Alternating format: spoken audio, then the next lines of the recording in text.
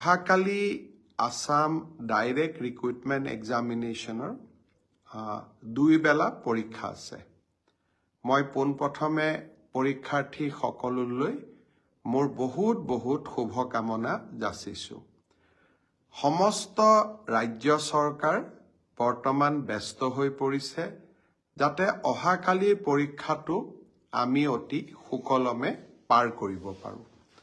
প্ৰথমবাৰ পৰীক্ষাটো খুব ধুনীয়াকৈ পাৰ হৈ গ'ল আৰু দ্বিতীয়বাৰৰ বাবে এই পৰীক্ষাটো সুকলমে পাৰ কৰিবৰ বাবে আমি সকলো প্ৰকাৰৰ চেষ্টা অব্যাহত ৰাখিছোঁ।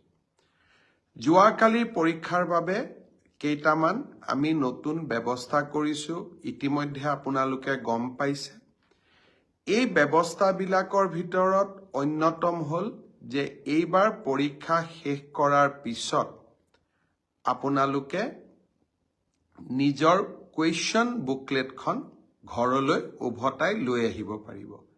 খালি ভুলতে OMR চিটখন লৈ নাহিব, কুৱেশ্যন পেপাৰখনহে লৈ আহিব। আৰু কুৱেশ্যন পেপাৰখন লৈ আহিলে ঘৰত আপোনালোকে পৰীক্ষাৰ্থীসকলে চাবও পাৰিব যে কোনটো শুদ্ধ উত্তৰ কৰিলোঁ, কোনটো শুদ্ধ উত্তৰ কৰা নাই। আৰু আমাৰ যোৱাবাৰ ফ্ৰিস্কিঙক লৈও কিছু বিশেষকৈ নলবাৰী ছাত্ৰী এগৰাকীয়ে কিছু প্ৰশ্ন উত্থাপন কৰিছিল। আমি এখন সুন্দৰ SOP দিছোঁ। মই ভাবোঁ যে এইবাৰ নিশ্চয় তেনেকুৱা কোনো সমস্যা নাথাকিব। পৰীক্ষাটো ভালে হৈ যাওক, পৰীক্ষাৰ্থীসকলক শুভেচ্ছা জনাইছোঁ। তৃতীয় শ্ৰেণীৰ পৰীক্ষা শেষ হৈ যোৱাৰ লগে লগে অক্টোবৰ মাহৰ শেষত আমি চতুৰ্থ শ্ৰেণীৰ পৰীক্ষাসমূহ পতাৰ কাম। আৰু এটা মই নতুন কথাও ক'ব খুজিছোঁ। যোৱাবাৰ যি পৰীক্ষা হৈ গ'ল, মই যোৱাবাৰ ফেচবুক লাইভত আপোনালোকক কৈছিলোঁ যে তাৰ আমি OMR চিটটো কোনোবাই যদি বিচাৰে আমি তেওঁলোকক দি দিম। বৰ্তমানলৈকে 47,000 ছাত্ৰ ছাত্ৰীয়ে OMR চিট বিচাৰি সেৱালৈ নিজৰ আবেদন পঠিয়াইছে আৰু তাৰে 32,000 ছাত্ৰ ছাত্ৰীক ইতিমধ্যে আমি OMR চিট উভতাই দিলোঁ। যোৱাকালি আজি ৰাতিপুৱাই বুলি ক'ব লাগিব, যোৱাকালি হোৱা নাই, এনচাৰ কিউ আমি প্ৰথম পৰীক্ষাৰ আপলোড কৰি দিছোঁ। 2জন ছাত্ৰই এনচাৰ কিৰ ওপৰতো 500 টকা জমা দি তেওঁলোকে এটা দুটা পৰীক্ষাৰ প্ৰশ্নৰ উত্তৰৰ ওপৰত কিছু পৰামৰ্শ দিছে। আমি এই গোটেইবিলাকো বিবেচনা কৰি চাম।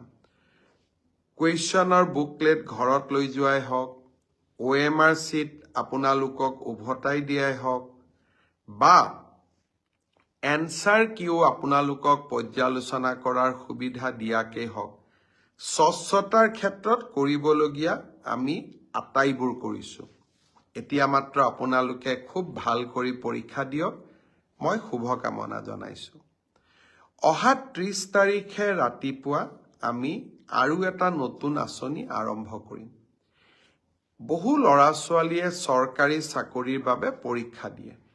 চৰকাৰী চাকৰি সকলোকে দিয়াটো সম্ভৱ নহয়।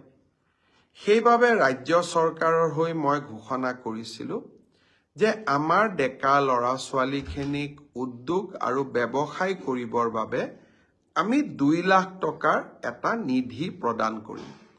আৰু খুব ভাল কৰি যদি এই 2 লাখ টকা ব্যৱহাৰ কৰি আমি ব্যৱসায় এটা নিৰ্মাণ কৰোঁ, ভৱিষ্যতে প্ৰধানমন্ত্ৰীৰ মুদ্ৰা আঁচনিৰো আমি সহায় ল'ব পাৰিম বা মুদ্ৰা আঁচনিৰ জৰিয়তেও আমি এই 2 লাখ টকাক আৰু ডাঙৰ বৃহৎ পুঁজিলৈ ৰূপান্তৰ কৰিব পাৰিম। এই প্ৰধানমন্ত্ৰী আমাৰ মুখ্যমন্ত্ৰীৰ আত্মনিৰ্ভৰ অসম আঁচনিৰ প্ৰথম কিস্তিৰ ধন 30 তাৰিখে ৰাতিপুৱা 10 বজাত আমি গুৱাহাটীৰ খানাপাৰা ফিল্ডৰ পৰা বিতৰণ কৰিম। ইতিমধ্যে আমাৰ জিলা উপায়ুক্তসকলে নিৰ্বাচিত ছাত্ৰ ছাত্ৰীসকলক আমন্ত্ৰণ জনাইছে।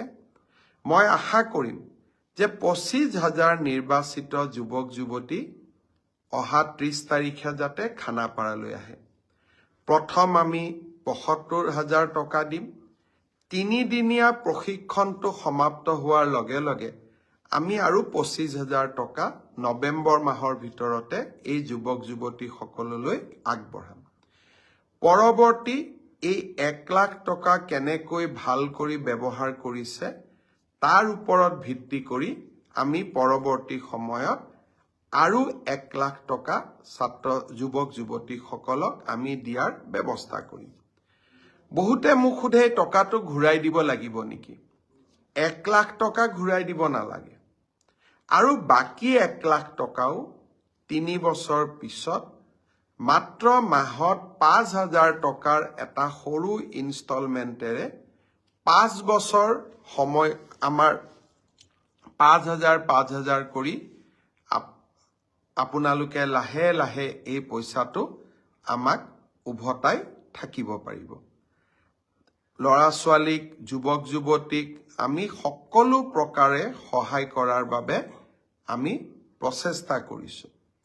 এই মুখ্যমন্ত্ৰীৰ আত্মনিৰ্ভৰ অসম আঁচনিৰ দ্বিতীয় লানিও আমি লগে লগে আৰম্ভ কৰিম। এইবাৰ আমি আৰু নতুনকৈ ৭৫,০০০ যুৱক যুৱতীক এই মুখ্যমন্ত্ৰীৰ আত্মনিৰ্ভৰ অসম আঁচনিলৈ আনিবৰ বাবে চেষ্টা কৰিম। যুৱক যুৱতীসকলক মই অনুৰোধ কৰিম, চৰকাৰী চাকৰিয়ে হওক বা আত্মনিৰ্ভৰশীলতাই হওক, দুইটা ক্ষেত্ৰতে আমাৰ চৰকাৰে আপোনালোকৰ লগত সুন্দৰভাৱে কাম কৰি যাব। ঈশান বৰুৱাই মোক অভিনন্দন জনাইছে, মই ফেচবুক লাইভত চাই আছো। আমাক অভিনন্দন নহয়, আজিৰ দিনটোত মুখ্যমন্ত্ৰী